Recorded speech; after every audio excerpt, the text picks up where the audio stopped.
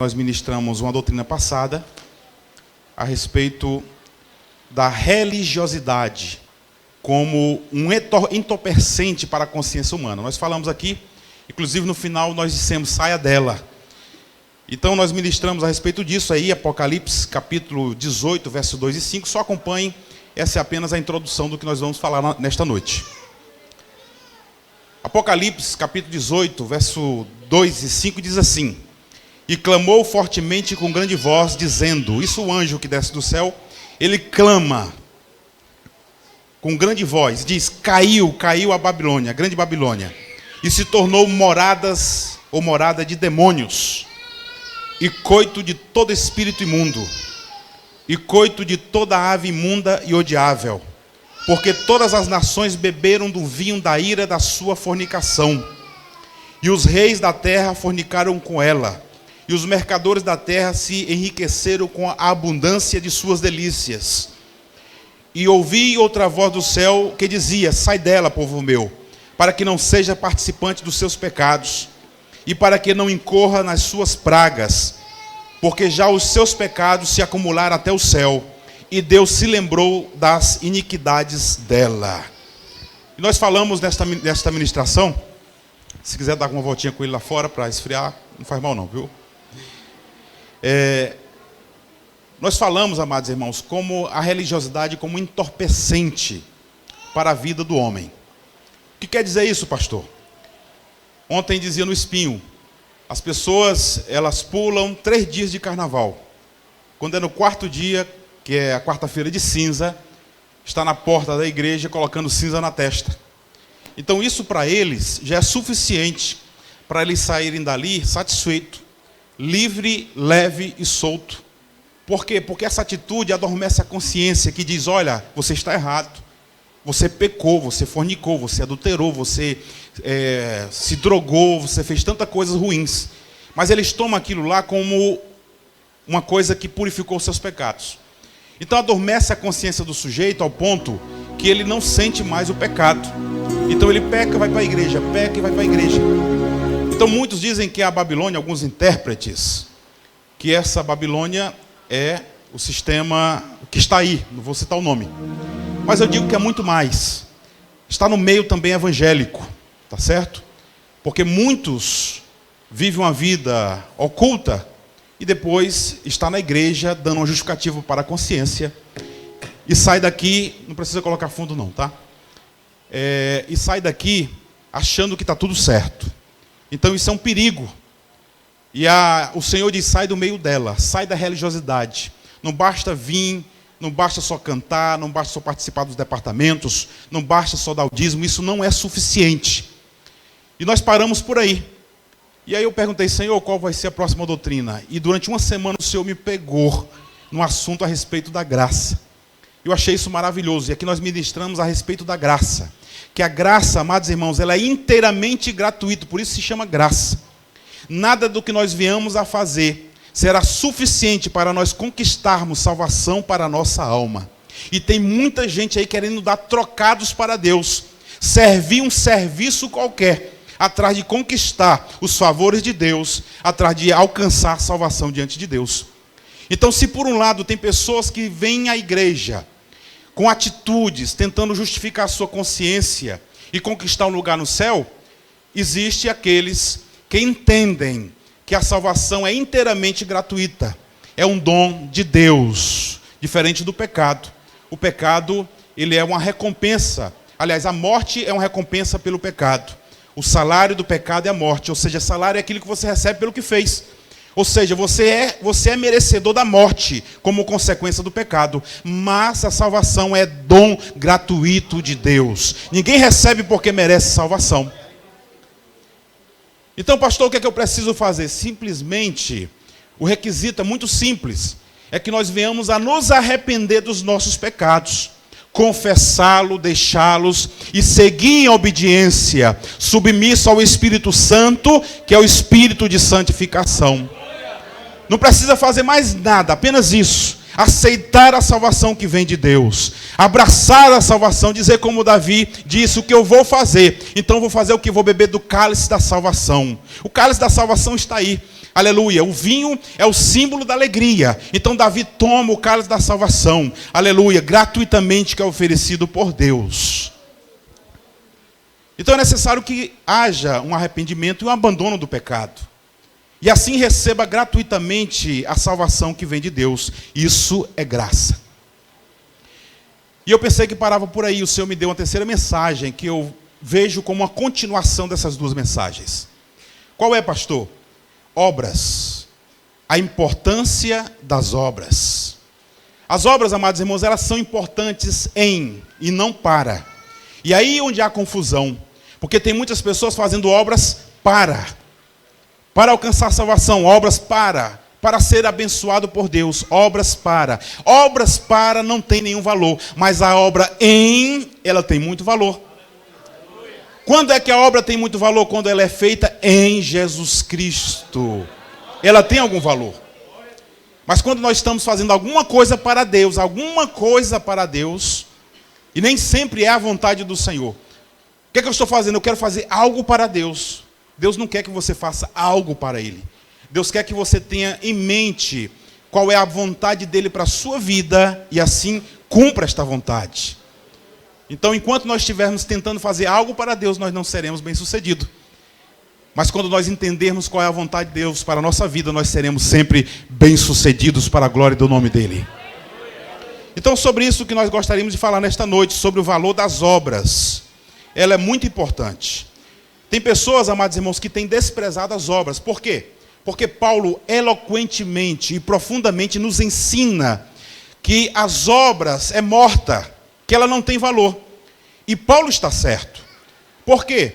Porque os judeus, eles tentavam alcançar sua justificação através das obras, através da circuncisão, através do cumprimento da lei. E Paulo vai combater isso. E nós, os crentes de hoje, que já fomos alcançados pela graça, confundimos as coisas e pensamos que a obra não tem nenhum valor. Consequentemente, tem muitas pessoas simplesmente negligenciando as obras. As obras não devem ser negligenciadas. Elas devem ser praticadas. E a palavra, são muitas as passagens bíblicas que nos recomenda a que nós venhamos a praticar as obras. Amém? Quando as obras, elas são é como diz Isaías, capítulo 64, verso 6.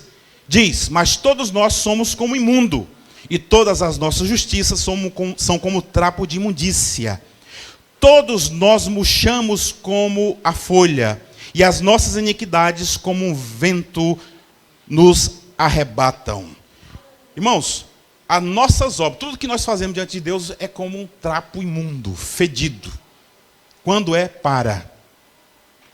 mas quando é em, ela tem um sabor e um cheiro especial diante de Deus. Nós vamos ver aqui um exemplo de Paulo. Veja só, Filipenses capítulo 3, do verso 2 ao verso 11. Eu garanto aos irmãos que eu não vou ser demorado. Mas tenha paciência e coma esta palavra, vai lhe fazer muito bem. Em Filipenses capítulo 3, verso 2, do verso 2 ao verso 11, Paulo fala algo muito interessante. Ele diz assim, olha, guardai-vos dos cães, guardai-vos dos maus obreiros, guardai-vos da circuncisão, porque a circuncisão somos nós, que servimos a Deus em espírito, aleluia, e nos gloriamos em Jesus Cristo, e não confiamos na carne.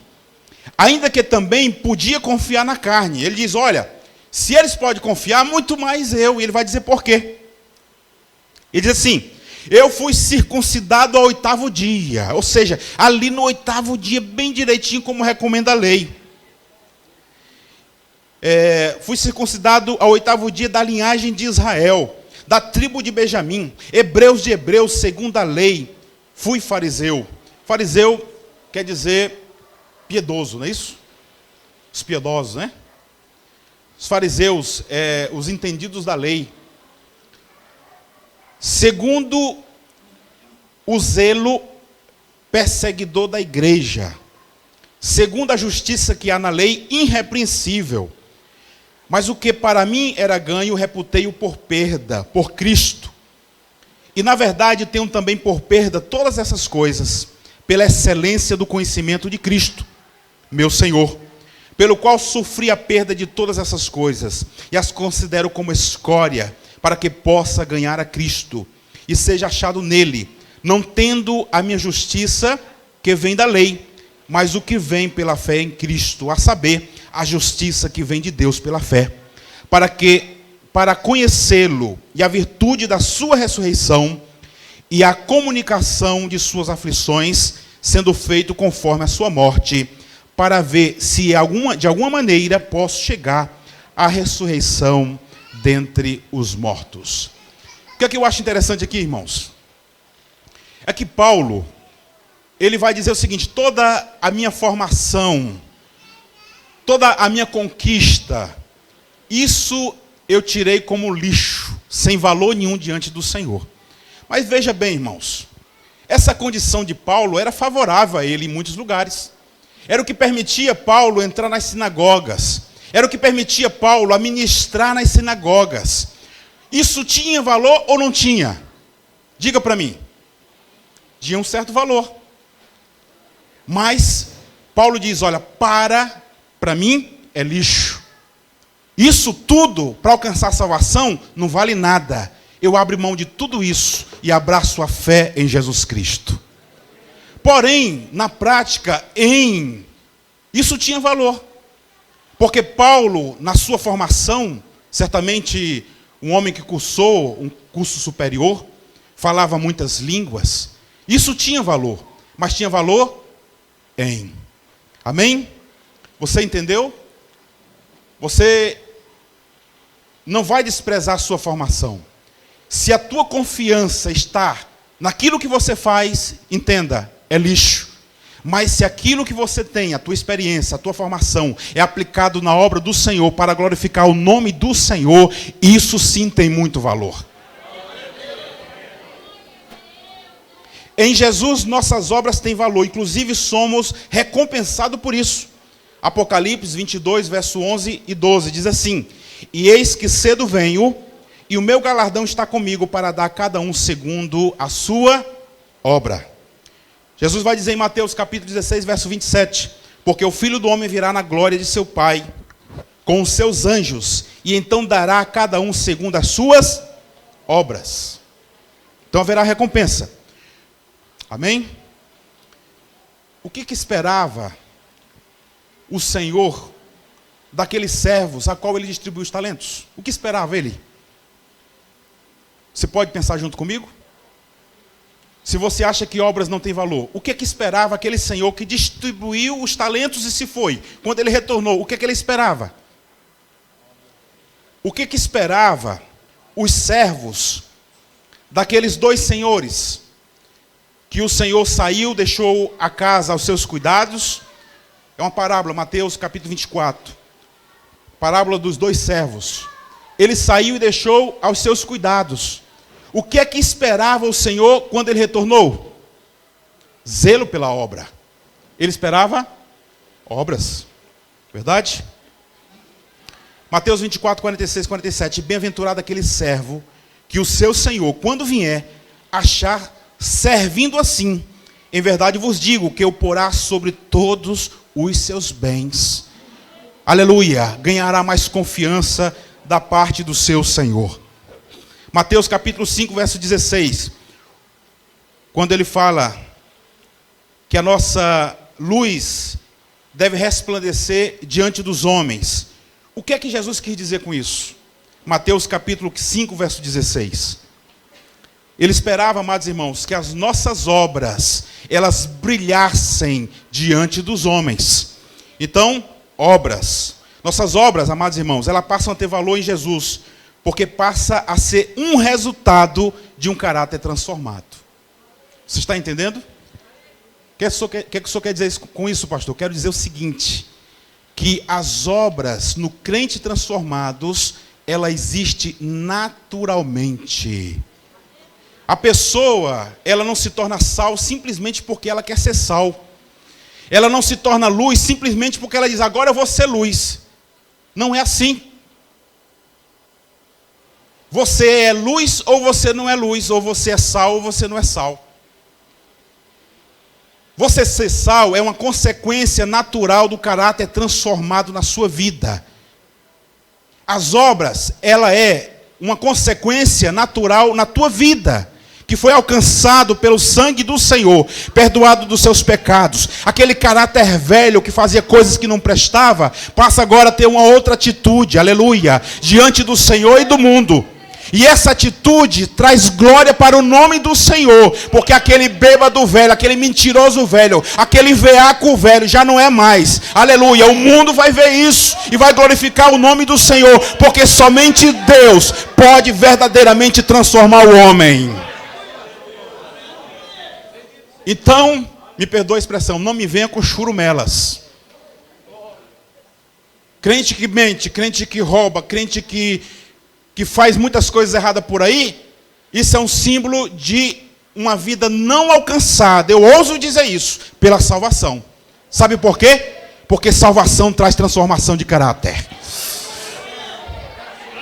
Frutos que glorificam o nome do Senhor, obras, têm valor diante do Senhor. Então esse negócio de dizer, eu sou salvo pela graça do Senhor e faço o que dá na telha, isso é mentira do diabo. Vai para o inferno.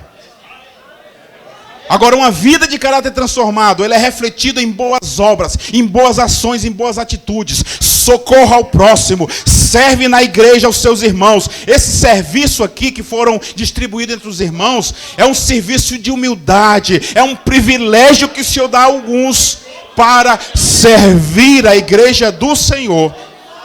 Aleluia. E deve ser abraçado com alegria. Então, as obras, ela é uma consequência de uma vida, de um caráter transformado, irmãos. Isso não quer dizer que a gente não peque, porque nós ainda temos em nós uma natureza corrompida, que nós só nos libertaremos dela quando o Senhor nos transformar, nos glorificar. Mas enquanto isso, Ele tem nos dado o seu Santo Espírito, que está conosco para nos dar força, para superar as tentações. Isso não quer dizer que aqui e acolá você vai cair.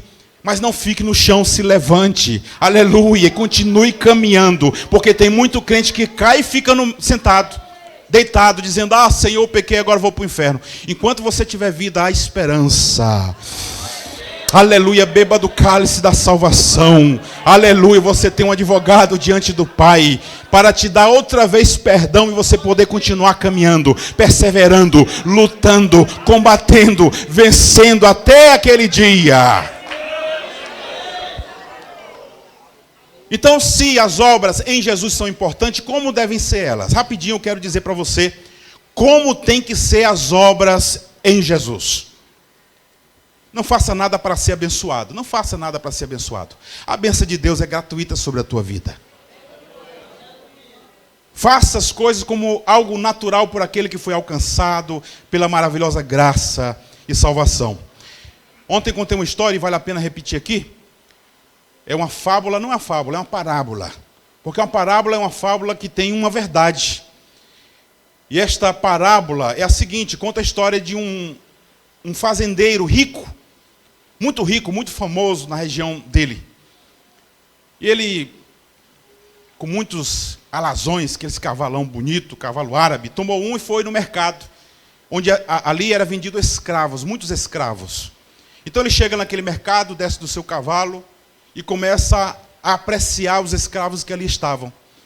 Ele vai olhando um por um, aí se detém de frente de um e fica olhando assim. E esse escravo revoltado cospe na cara daquele homem. Aquele homem, calmamente, se limpa, se volta para o mercador e disse, é esse que eu quero. Vão para uma parte, lá faz a negociação, ele paga, recebe o documento de propriedade do escravo.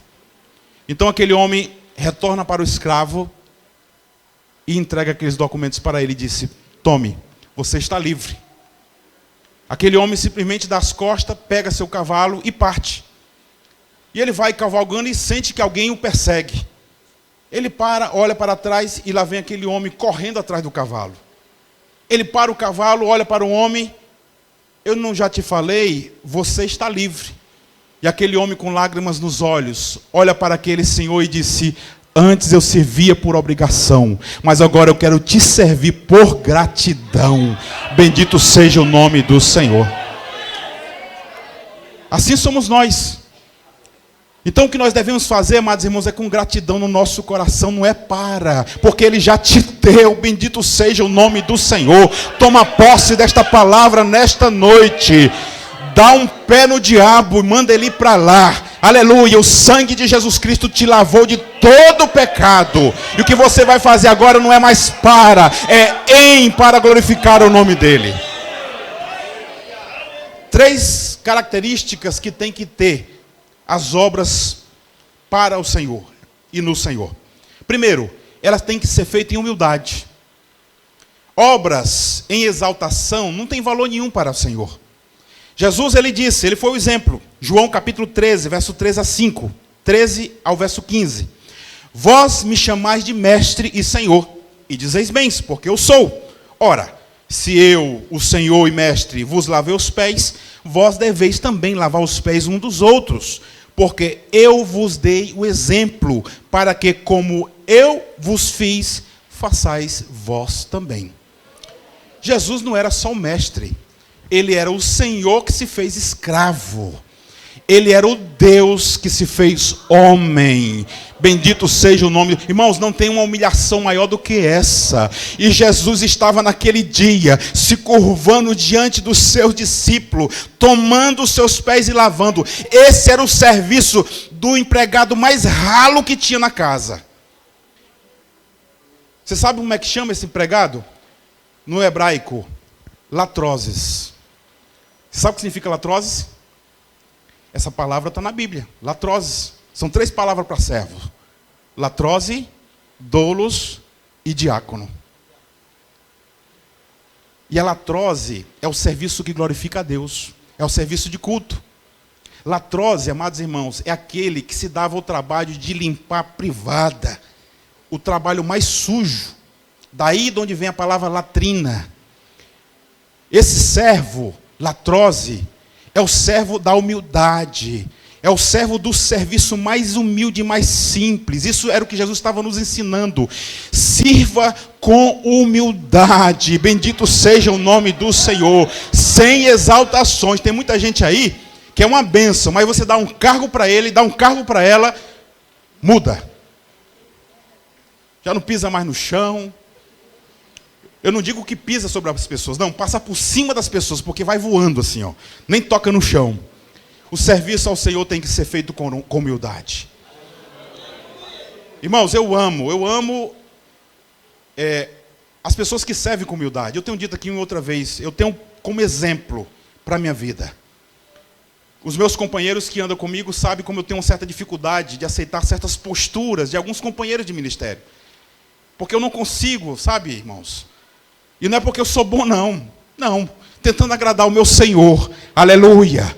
Oferecer um serviço que agrade a Ele. Um serviço de qualidade. Aleluia. Um serviço que tem algum elemento de humildade. Também, como é que é a obra que tem que ser diante do Senhor? Para o Senhor e no Senhor. Tem que ser com diligência. Essa palavra diligência quer dizer cuidado, dedicação. Romanos capítulo 12, verso 11 diz assim: não sejais vagarosos no cuidado, sede fervorosos no espírito, servindo ao Senhor. Aqui existem 2 palavras que faz contraste. Quais são elas? Vagaroso e fervoroso. Essa palavra vagaroso quer dizer preguiçoso, sujeito lentarrão, demorado, faz as coisas daquele jeito. Então, o vagaroso, ele chega atrasado. O vagaroso, ele não faz o serviço direito, ele faz o serviço incompleto. O vagaroso, ou preguiçoso, ele começa e não termina. As coisas sempre ficam pela metade. Mas ele está dizendo, não seja vagaroso, seja fervoroso, sangue quente, ou seja, faça com amor, faça com paixão, faça com dedicação, faça com gosto. Aleluia! Requer-se que as tarefas designadas ao servo não sejam feitas com preguiça ou desânimo, mas com todo o cuidado necessário que a tarefa exige. Ainda mais sabendo que o Senhor do servo é conhecedor de todas as coisas, inclusive das intenções do coração, com fervor de espírito, ou seja, com paixão, ao contrário da frieza, indiferença e do descuido. Como é que nós vamos fazer aquilo que o Senhor tem nos confiado? Com paixão, com dedicação, com diligência. Amém? Tiago, capítulo 1, versos 6 a 8, Tiago faz um comentário muito interessante. Só mais alguns minutos, irmãos. Tiago, capítulo 1, versos 6 a 8. Preste atenção. Diz assim: peça, porém, com fé, em nada duvidando, porque o que duvida é semelhante à onda do mar, que é levada pelo vento, e é lançado de um lado para outro. Não pense tal homem que receberá do Senhor alguma coisa. O homem de coração dobre é inconstante em todos os seus caminhos.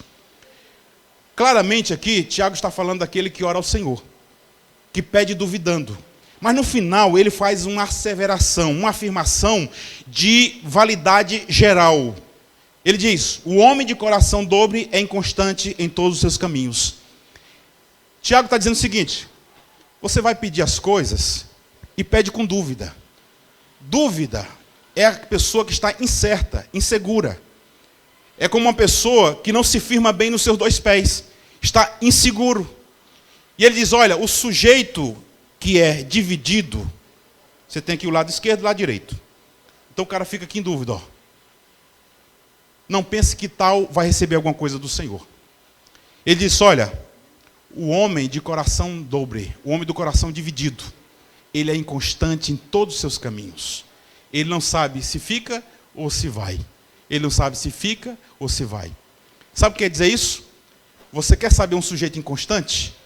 Olha as coisas que ele faz.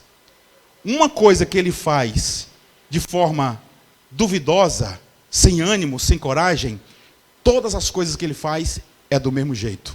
Pode tomar como certo.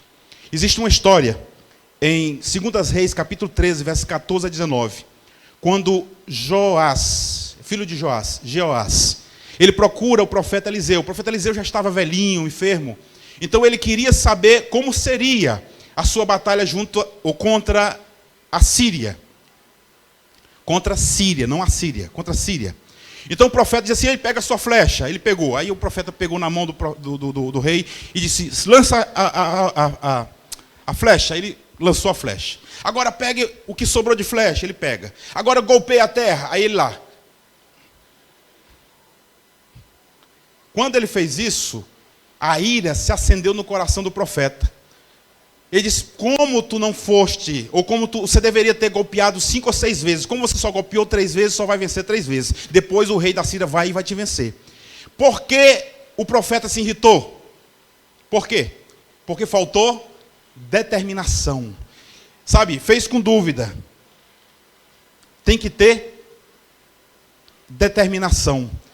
Da mesma forma como ele golpeou aquelas flechas no chão, é como ele lutaria contra o seu inimigo. Portanto, você olha uma pessoa, as atitudes dela, pessoas que estão sempre em dúvida, pessoas que não tomam posição, pessoas que não atuam com fervor em uma coisa, muito provavelmente, em todas as coisas que ela fizer, será do mesmo jeito. Amém? Devemos fazer com diligência. E a última, dedicação. 1 Coríntios capítulo 15, versículo 58. Portanto, meus irmãos, sede firmes, constantes, sempre abundantes na obra do Senhor, sabendo que o vosso trabalho não é vão no Senhor. Ser firme fala de você estar enraizado na casa do Senhor, como uma árvore com raízes profundas. Uma árvore com raízes profundas, ela não é movida facilmente do seu lugar.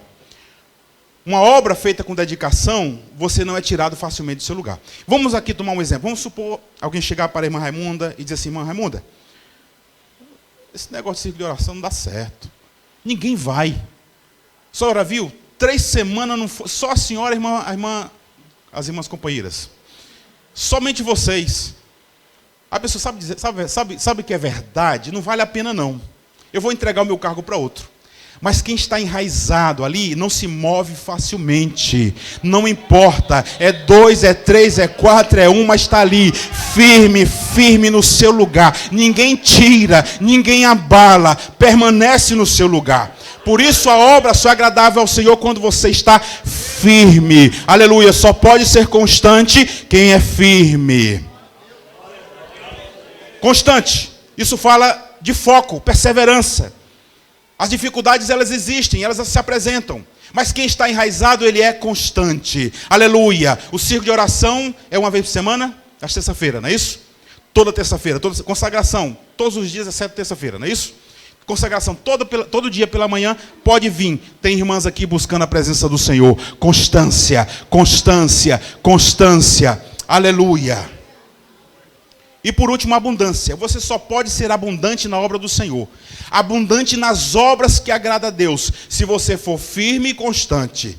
Se você não for firme, se facilmente alguém estiver tirando do seu lugar. Se você for inconstante, participa do ensaio uma vez sim ou não. Participa dos trabalhos da igreja uma vez sim, outra não. Você jamais poderá ser abundante. Jamais. Consequentemente, aquilo que você vai produzir não será perfeito e agradável ao Senhor. Amém? Para concluir, um cidadão me contou a seguinte história. Ele era um representante comercial, gaúcho, foi no meu negócio, na época que nós tínhamos negócio, e disse assim: rapaz, você não sabe o absurdo que aconteceu esse fim de semana. Me ligaram lá da minha casa, porque lá no sul eles têm negócio de casa de inverno, casa de verão. Não, no verão eles vão para a praia. Inverno eles estão na cidade. Então eles passam vários dias sem ir na casa de praia, enquanto tem inverno. E aí chegou o verão e eles foram para a casa de praia. Quando eles chegaram, que abriram a porta, aí chega o caseiro. Aí que foi, homem? Aí olhou, que móvel bonito vocês compraram. Aí a família ficou surpresa, porque aquele móvel estava há mais de 4 meses na casa. O empregado só corria para casa quando os patrões chegavam. Que tipo de servo é esse? Infelizmente, no nosso meio existem alguns assim. Se você realmente quer agradar ao Senhor, seja firme, constante e sempre abundante. Não permita que ninguém diga que você é um besta. Porque as pessoas que se dedicam na casa do Senhor são as mais criticadas. Eu quero dizer para você que no fundo ou no fim sempre vale a pena. Eu admiro muitos dos meus companheiros. Eu gostaria de citar aqui pelo menos uns 3 nomes. São muitos. Mas eu não cometo injustiça comentando aqui pelo menos 3. Também não quero que isso seja usado como orgulho, mas veja como reconhecimento. Eu admiro o trabalho da irmã Maria Bezerra com o irmão Gleidson. Da dedicação com que eles fazem as coisas. Irmãos, isso fala muito forte da pessoa. Assim como inconstante, você conhece. Se você escolher um sujeito que faz as coisas assim meia sola, como diz, se você escolher para um cargo, você vai sofrer. Agora, se você vê uma pessoa dedicada naquilo que faz, pode escolher que tudo que ela fizer, vai fazer com perfeição. Também gostaria de citar a vida do irmão Flávio, meu companheiro. Eu sou pastor, mas eu admiro as qualidades que existem na vida dos meus irmãos. Eu tanto admiro como peço ao Senhor que me ajude a absorver algumas delas. Flávio contando a experiência que ele teve, de como, na sua caminhada cristã, se submeteu a humilhações e serviços diretos. Eu imagino que muitos que olhavam ele ali, se dedicando à obra do Senhor, diziam: rapaz, esse cara é um besta. Está vendo que eu não vou fazer um negócio desse para o pastor? Mas perseverou, Deus vai exaltando. Onde é que está o irmão Flávio hoje aqui? E tem mais honra vindo pela frente, eu creio, porque Deus faz assim. Nada do que nós fazemos para o Senhor é em vão. Deus não é justo para esquecer, aleluia, das nossas obras diante dEle. Se dedica ao Senhor com alegria. Você não está fazendo para o pastor. Eu não estou fazendo para você. Eu estou fazendo para o meu Senhor. Porque Ele me chamou para me encurvar e lavar os pés de cada um dos meus irmãos. E quero fazer da melhor forma possível. Porque a recompensa vem da mão dEle. Aleluia. Isso não é só para quem tem cargo na igreja, não. É para cada crente. Para cada um chamado para o reino do Senhor. Você tem uma tarefa a cumprir. Faça com zelo, faça com alegria, e você vai ver a exaltação do Senhor sobre a tua vida. Que o Senhor os abençoe, amados irmãos. Mais ainda, que o Senhor nos conceda um ano maravilhoso como foi 2017. Que possamos estar juntos nesta caminhada. Me ajude e eu te ajudo, e juntos nós vamos chegar lá. Amém? Convidar a irmã Rayara para louvar o Senhor. Curva a sua cabeça.